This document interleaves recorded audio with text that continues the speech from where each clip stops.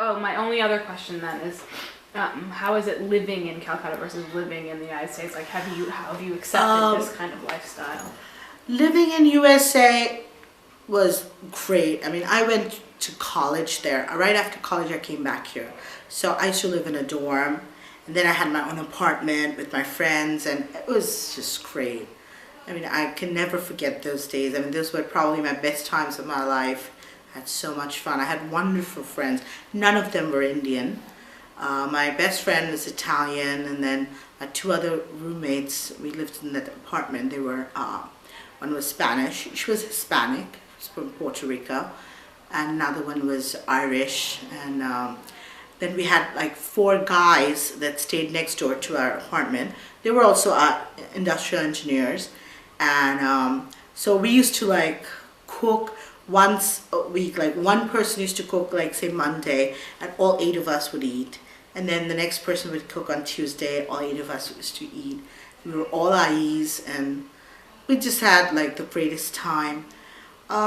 Living in Calcutta it's difficult, but since we have money, I mean, we have like a lifestyle of like the rich and the famous. So it's like I have a chauffeur, I have a cook, I have one live-in maid, 2 maids that come in and does the dusting and the sweeping and everything.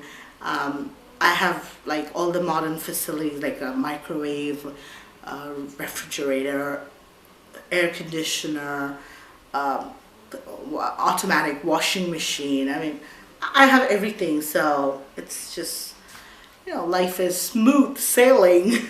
And over there, I mean, definitely I miss it, but I don't hanker after it, because if I always, think that what I'm missing there, and I keep on like telling that to myself, I'll make myself unhappy, I'll make my husband unhappy. And, I cannot complain because he's given me everything. So it's just the life here is difficult, and with the heat and with you don't get gas when you like need it, cooking gas. It's just not automatic, not like there. Like you have a pipeline and you just like turn on the stove and you have gas. Here you have like cylinders. You have to book them, they come, they have to fit in with your pipe of your burner, and all this like hassle. But India's for the rich people. That's basically it. If you have money, India's a good place to live. My car has an AC. I mean, even the heat during the summer is not that bad, because at home I have my AC. In the car I have AC, but at my workplace I don't have an AC. It's an old building, old business, so. But the walls are so thick, and it's very cool. I mean, you don't get that, like you don't faint or anything. It's pretty good. So, I sometimes I think, what I'm missing, what I've, my life in America, like all the parties I used to go to, and social gatherings were much better over there. Over there, like every weekend we had a place to go. I mean, we had things to do. But here, since my husband's working, I mean, Saturday nights are just boring as hell. There's nothing to do on Saturdays, and it's just kills me. I always think about America when it's like Saturday because there's nothing here to do. I just like watch TV. And Sunday's the only time my husband's home. But Sundays, like, people come over or we have some place to go. So Sundays we're very busy, all Sundays. And so Saturdays nowadays, what I do is in the evenings I do my shopping for the week. That's what I do, just to keep myself busy, because Saturdays always like, it just bothers me. Then we just eat out. I go out with my mother-in-law and my son, and we just do the shopping for the week, and then we just eat out and come back home. That's what I do Saturday nights.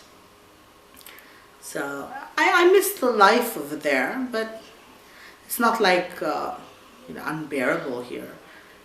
It's pretty good life I have here.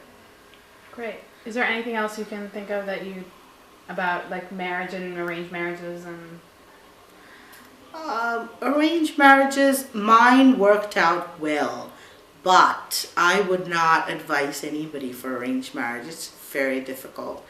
It's like two different people adjusting. I mean, you don't know what that person is like, what his habits are, what his likes are, what his dislikes are. You know nothing about this person, and you're thrown in together, and you just have this social responsibility to fulfill. And a lot of times it just doesn't work out. I mean, say for example, I'm not a drinker, and I don't like people like who drink a lot. If my husband was an alcoholic, how much would I have adjusted to that? You know, I don't know. But God has been kind, I would say. I mean, I really, touch wood, I really didn't have any problem adjusting because of my husband, I would say.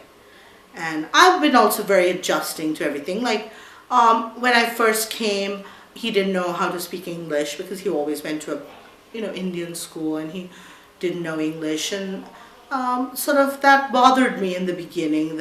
And a lot of times I express myself in English better than in my mother tongue, because I've always been in an English school, even here since I was like 3 years old. So, but then, I was very patient. I taught him a lot of English. Now he can communicate pretty well in English. So, there's been adjustments, there's been ups and downs, but I wouldn't say, I mean, in the beginning when he was working, he didn't make much money. We were pretty poor at that time. I mean, he was a struggling doctor trying to build up his practice. And I was still a student in USA, so I didn't have any money there, and so those days were tough. But then when I came back here, I started my own work, my business. Not that I helped my husband with my money, no way, but then he started building his practice, and now he's doing very, very well. It's been a few years that he's doing very well. In the Northern Belt, he's probably the highest paid and the best doctor here in this northern Calcutta, so, That's great. But I wouldn't advise arranged marriage. No. You have to really know that person to just jump into a relationship for life. I mean, I'm not talking about like divorce or anything. I mean, you get married having the idea that you're going to spend the rest of your life with this person, right? You just don't think about a divorce or a separation. So, when I guess it's better to fall in love and get married. But if you don't find the right person, then go for arranged marriage and hope for the best. What can I say?